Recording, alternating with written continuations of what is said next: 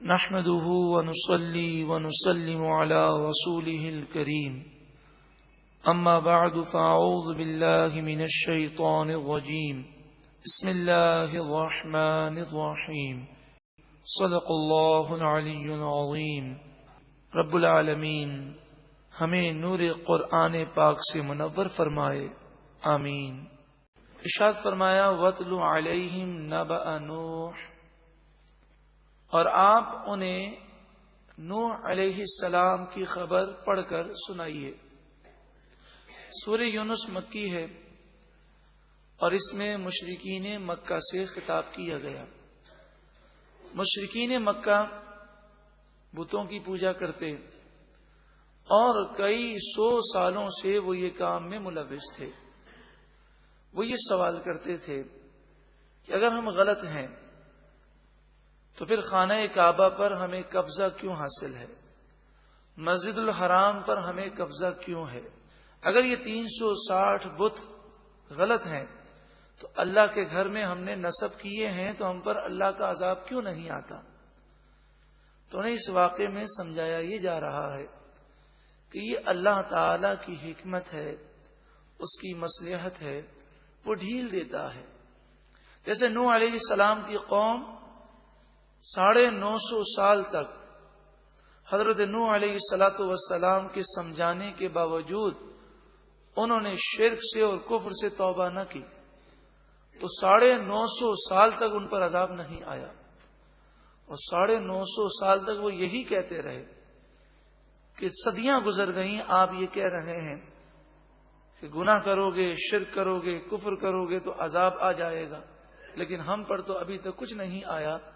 فرمایا انہیں 950 سال کی ڈھیل دی گئی۔ اگر چند سالوں کی تمہیں ڈھیل مل جائے تو تم یہ مت سمجھو کہ تم حق پر ہو، بلکہ حق یہی ہے کہ اللہ کے ساتھ شرک کرنا، کفر کرنا یہ نادانی ہے، اور اسلام کی پیروی کرنا یہی نجات کا باعث ہے۔ وَاتْلُ عَلَيْهِمْ نَبَأَ نُوحٍ، اے محبوب آپ ان پر نوح علیہ السلام کی خبر پڑھ کر سنائیے۔ اذ قال لقومہ،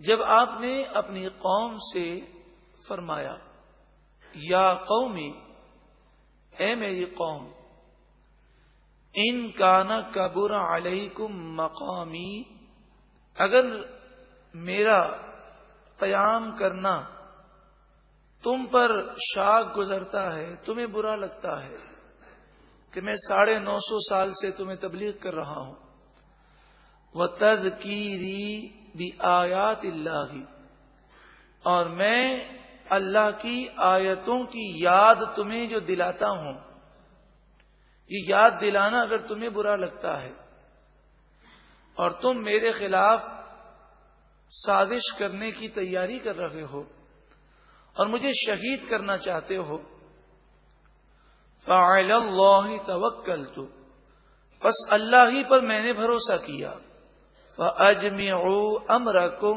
وَشُرَكَاءَكُمْ، پس تم اور تمہارے شریک یعنی بت یہ سب مل کر اپنا کام مضبوط کر لو اور پلاننگ مضبوط کر لو، ثم لا یکن امرکم علیکم غمۃ، پھر اپنے معاملے میں کوئی کجی اور کمی باقی نہ رکھو، ثم قضوا الی، پھر جو ہو سکتا ہے میرے ساتھ کر لو، ولا تنظرون، اور تم مجھے مہلت نہ دو، تمہیں جو ہو سکتا ہے کر لو، میرا بھروسہ اللہ کی ذات پر ہے، میرے ساتھ اللہ ہے۔ آپ کے توکل اور آپ کے بھروسے پر قربان جائیے کہ کہاں آپ اکیلے اور پوری دنیا میں کافر ہی کافر، آپ کے ساتھ صرف 72 یا 80 افراد تھے، وہ ہزاروں لاکھوں کافروں کا مقابلہ نہیں کر سکتے تھے، لیکن آپ کا بھروسہ اللہ کی ذات پر کیسا مستحکم اور مضبوط ہے۔ فَإِن تَوَلَّيْتُمْ، پھر اگر تم پھر گئے اور میری بات تم نہیں مانتے، فما سألتکم من اجر، تو میں تم سے کوئی اجرت کا سوال نہیں کرتا، اس تبلیغ دین پر میں کوئی معاوضہ یا مزدوری یا اجرت نہیں مانگتا۔ ان اجری الا علی اللہ، میرا اجر تو اللہ کے ذمہ کرم پر ہے، وہ مجھے ثواب عطا فرمائے گا۔ وہ امرت، اور مجھے حکم دیا گیا، ان اکون من المسلمین، کہ میں مسلمان ہی رہوں۔ تو تم مجھے اگر جان سے مارنے کے لیے بھی کوشش کرو گے تو میں اسلام نہیں چھوڑوں گا، کیونکہ مجھے یہ حکم دیا گیا کہ میں اسلام کی حالت پر قائم و دائم رہوں۔ یہ حضرت نوح علیہ السلام فرما رہے ہیں۔ معلوم یہ ہوا کہ ہر نبی نے اور حضرت نوح علیہ السلام نے بھی اسلام کی دعوت دی۔ یہودیت، عیسائیت یا باقی ادیان یہ اپنی طرف سے بنائے گئے ہیں۔ ہر نبی نے اسلام کی دعوت دی، توریت، انجیل، زبور، ہر کتاب اسلام ہی کی دعوت دیتی ہے۔ فَكَذَّبُوهُ، پس ان لوگوں نے حضرت نوح علیہ السلام کو جھٹلا دیا۔ فَنَجَّيْنَاهُ، پس ہم نے حضرت نوح علیہ السلام کو نجات دی۔ وَمَن مَّعَهُ فِي الْفُلْكِ، اور جو ان کے ساتھ کشتی میں تھے انہیں بھی ہم نے نجات دی۔ وَجَعَلْنَاهُمْ خَلَائِفَ، اور ہم نے ان کشتی میں موجود لوگوں کو نوح علیہ السلام کی قوم کا خلیفہ بنا دیا۔ یعنی نوح علیہ السلام کی وہ قوم کہ جو کافر تھی، وہ طوفان نوح میں تباہ ہو گئے۔ اب کشتی میں 72 یا 80 افراد تھے۔ ان 72 یا 80 افراد میں سے کسی کے یہاں اولاد نہیں ہوئی۔ انہوں نے اپنی طبعی عمر پوری کی اور ان کا انتقال ہو گیا۔ حضرت نوح علیہ السلام کے 4 بیٹے تھے۔ اس میں سے ایک بیٹا وہ کافر نکلا اور وہ طوفان میں غرق ہو گیا۔ باقی 3 بیٹے کشتی میں سوار تھے۔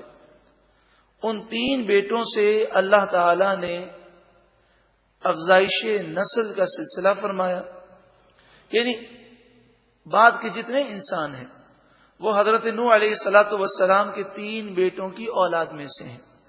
اس طرح اگر دیکھا جائے تو حضرت آدم علیہ السلام تمام انسانیت کے باپ ہیں، اور پھر طوفان نوح کے بعد حضرت نوح علیہ السلام تمام انسانیت کے باپ ہیں۔ تو اس وقت جتنے انسان ہیں وہ حضرت آدم علیہ السلام کی اولاد بھی ہیں اور حضرت نوح علیہ السلام کی اولاد بھی ہیں۔ وَأَغْرَقْنَا الَّذِينَ كَذَّبُوا بِآيَاتِنَا، اور ہم نے ان لوگوں کو غرق کر دیا جنہوں نے ہماری آیتوں کو جھٹلایا۔ فَانظُرْ كَيْفَ كَانَ عَاقِبَةُ الْمُنذَرِينَ، پس دیکھو جنہیں ڈرایا گیا تھا اور انہوں نے اللہ کی نافرمانی کی، منذرین جنہیں ڈرایا گیا اور پھر بھی اللہ کی نافرمانی کی، ان کا کیسا برا انجام ہوا، اس پر غور کرو۔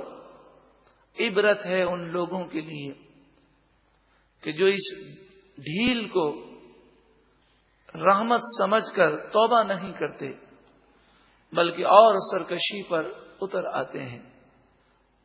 حضرت نوح علیہ السلام کا مکمل واقعہ 12ویں پارے میں تفصیل کے ساتھ موجود ہے، اور ہم نے پیچھے بھی اس واقعے کی تفاصیل سماعت کی۔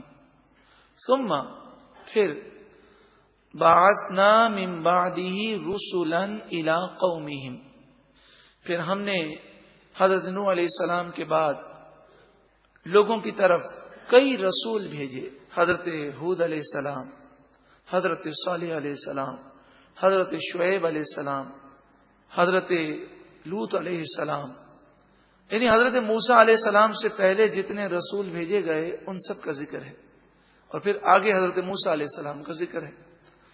فَجَاءُوهُمْ بِالْبَيِّنَاتِ، پس وہ رسول ان کے پاس روشن دلائل اور روشن نشانیاں لے کر آئے۔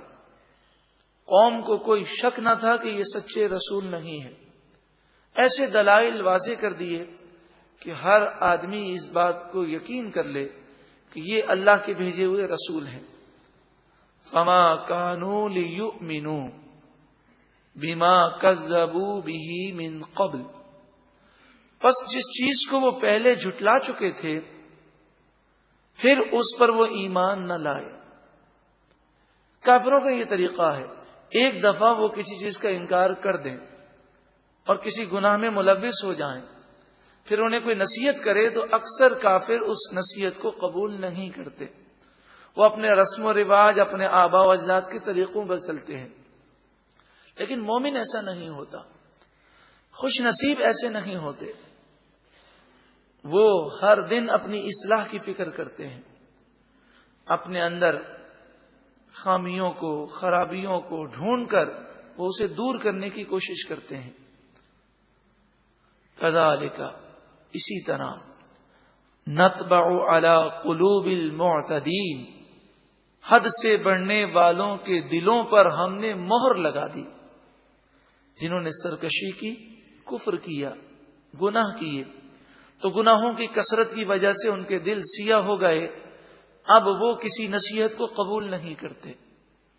مفسرین بیان فرماتے ہیں کہ جس مسلمان پر نصیحت کا اثر نہ ہو، اس کی آنکھوں سے کبھی خوف خدا میں آنسو نہ نکلیں، گناہ کرنے کے بعد شرمندگی نہ ہو بلکہ نعوذ باللہ من ذالک خوشی ہو، تو اسے ڈر جانا چاہیے کہ کہیں اس کے دل پر مہر تو لگا نہیں دی گئی، کہیں اس کے دل پر مہر تو نہیں، کہیں اس کا دل سیاہ تو نہیں ہو گیا، کہیں اس کا دل سخت تو نہیں ہو گیا. اللہ تعالی ہمارے دلوں کی سختی کو دور فرمائے اور دل کو ایسا نور کر دے کہ نصیحت کی باتیں اثر کریں، اور خوف خدا میں، عشق رسول میں اللہ تعالی ہمیں رونے والی آنکھیں اور تڑپنے والا دل عطا فرمائے. ثم، پھر، بعثنا من بعدہم موسیٰ و ہارون، پھر ہم نے ان کے بعد، ان نبیوں اور رسولوں کے بعد، حضرت موسیٰ اور حضرت ہارون علیہم السلام کو بھیجا. الی فرعون و ملئہ، فرعون اور اس کی قوم کے سرداروں کی طرف. سوال یہ ہے کہ موسیٰ علیہ السلام اور حضرت ہارون علیہ السلام، آپ تو تمام مصر کے رہنے والوں کی طرف بھیجے گئے، لیکن قرآن پاک نے فرعون کا ذکر کیا اور مالداروں، سرداروں کا ذکر کیا. مفسرین اس کی وجہ یہ بیان فرماتے ہیں کہ اصل میں ساری خرابی حکمرانوں کی طرف سے آتی ہے. اصل میں ساری خرابی کی جڑ قوم کے سردار، چودھری، نواب اور اس طرح کے لوگ ہوتے ہیں. غریب عوام تو ان کے پیچھے چلتی ہے. غریب عوام اپنی عقل کو استعمال ہی نہیں کرتے.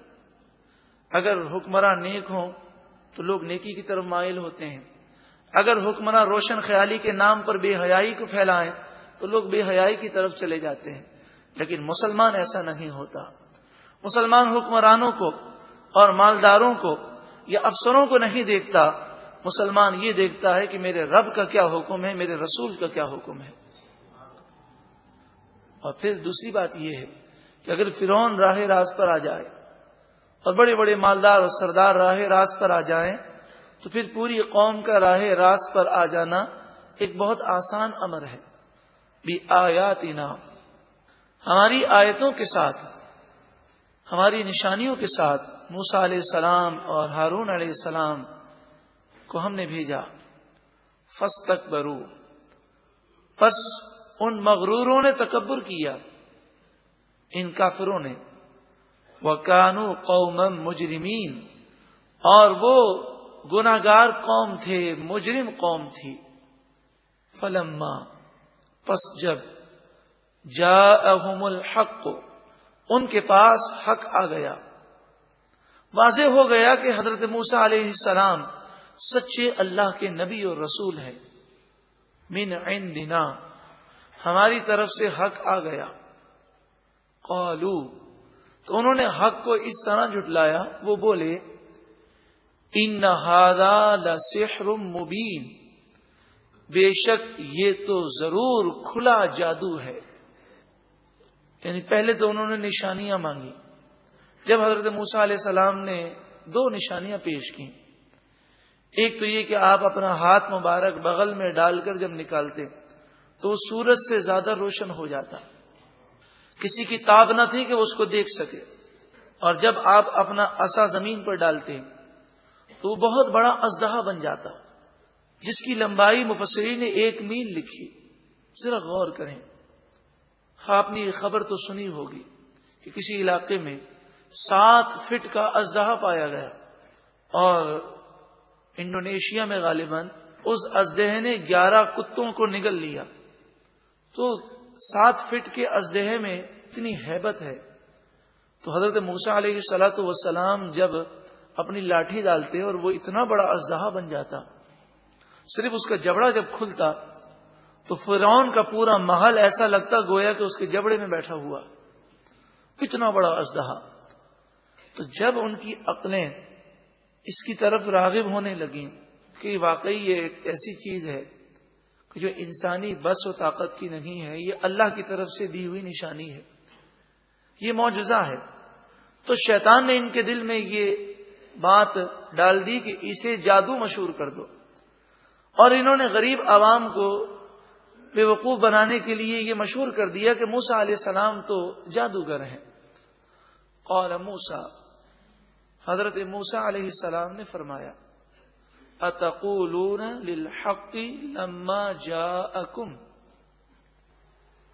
کیا جب تمہارے پاس حق آ گیا تو اب تم حق کے بارے میں ایسی بات کہتے ہو؟ جب تم سمجھ گئے کہ یہ معجزہ ہے تو پھر تم جھوٹی بات پھیلاتے ہو. اسحر ھذا، کیا یہ جادو ہے؟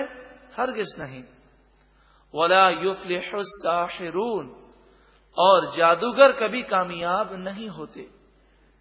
قالوا، وہ کافر بولے، اجئتنا لتلفتنا عما وجدنا علیہ آباءنا، کیا آپ ہمارے پاس اس لیے آئے ہیں تاکہ ہمیں اس راستے سے ہٹا دیں جس راستے پر ہم نے اپنے آباء و اجداد کو پایا؟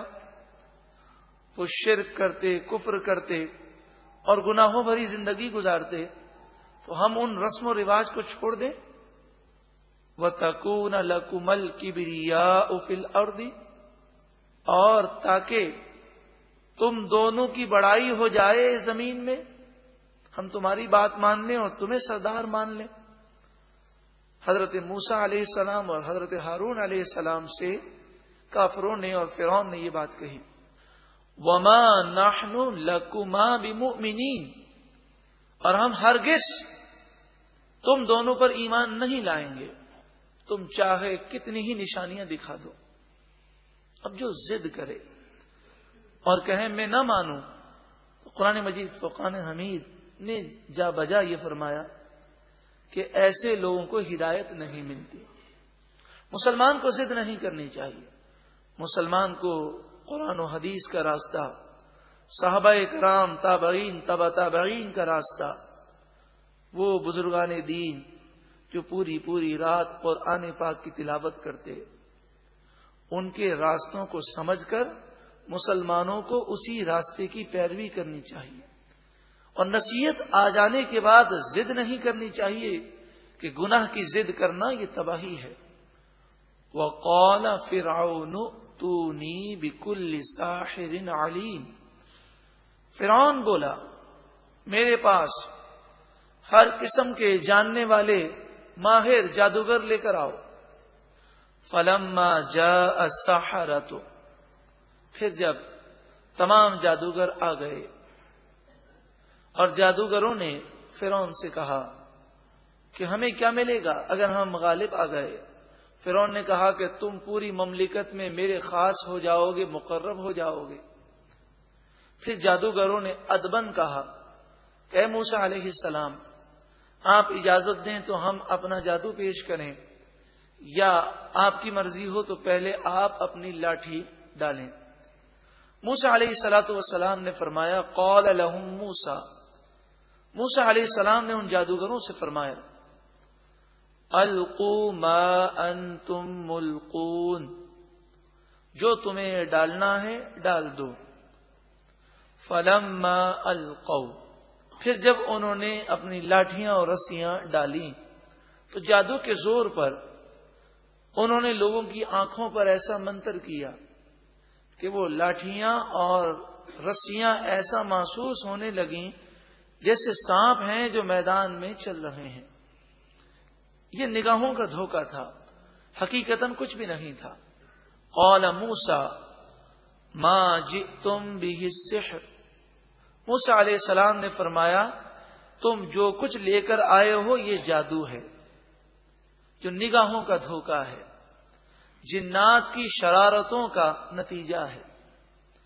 کہ جادو میں ایسے کفریہ اور شرکیہ منتر پڑے جاتے ہیں جس سے جنات خوش ہو کر جادوگر جو چاہتا ہے وہ اس کے لیے کام کرنے کی کوشش کرتے ہیں. ان اللہ سیبطلہ، بے شک اللہ تعالی ان قریب ان تمام چیزوں کو برباد کر دے گا. ان اللہ لا یصلح عمل المفسدین، بے شک اللہ تعالی فساد کرنے والوں کے عمل کو آگے نہیں بڑھنے دیتا، ان کے عمل کو تباہ فرماتا ہے. وَيُحِقُّ اللَّهُ الْحَقَّ بِكَلِمَاتِهِ، اور اللہ تعالی اپنے کلام کے ذریعے حق کو ثابت فرماتا ہے. وَلَوْ كَرِهَ الْمُجْرِمُونَ، اگرچہ مجرموں کو ناپسند ہو، برا لگے. حضرت موسیٰ علی نبینا علیہ الصلاۃ والسلام نے اپنی لاٹھی کو ڈالا. جادوگر جو سانپ بظاہر ان کے بنائے ہوئے نظر آ رہے تھے، وہ سانپ تو نہ تھے، وہ لاٹھیاں اور رسیاں تھیں، جن کے بارے میں مفسرین نے فرمایا یہ 300 اونٹوں پر لاد کر لے کر آئے تھے. اتنی زیادہ لاٹھیاں اور رسیاں تھیں، پورا میدان ایسا لگ رہا تھا جیسے سانپ سے بھرا ہوا ہے. حضرت موسیٰ علیہ الصلوۃ والسلام نے جب اپنی لاٹھی کو ڈال دیا تو بہت بڑا اژدہا بن گیا اور وہ ان 300 اونٹوں کے بوجھ کو نگل گیا.